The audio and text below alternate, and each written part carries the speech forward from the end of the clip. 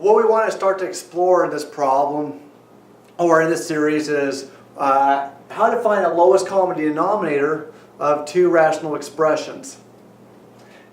There's many ways that we can probably figure this out. I'm just going to show you one of the many ways. Sometimes you're going to say, well, Willie, I can look at it and tell you what the lowest common denominator is. Well, good for you. That means that you're starting to build on your math skills and you're starting to understand some components of numbers. But as the problem has become a little more difficult, I want you to have the same confidence. And so maybe then you're going to need to fall back on a system to kind of figure out what's going on. So this is just one system of, maybe many. I have two fractions, 7 over 6x squared and 2 over 9x. What's the lowest common denominator between those two numbers? Well, one way is to list out all the factors of each denominator.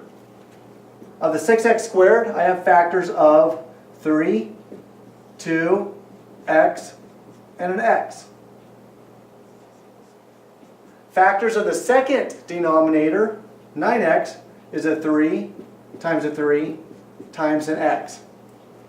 And we're going to keep discovering that sometimes when we boil things down to their factors, we can glean lots of information. What I'm going to do is I'm going to take all the factors of the first term, or the first denominator, 3, 2, x, and an x. Then I'm going to look at all the unique factors in the second term, factors that aren't already taken. Well, I have a 3, so I'm not going to use that 3.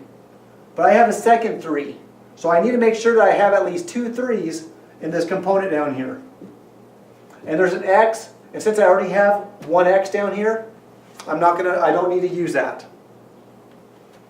So the multiplication of all of those factors, 3 times 3 times 2, 18, x times x, x squared. The lowest common denominator now between these two rational expressions is 18x squared.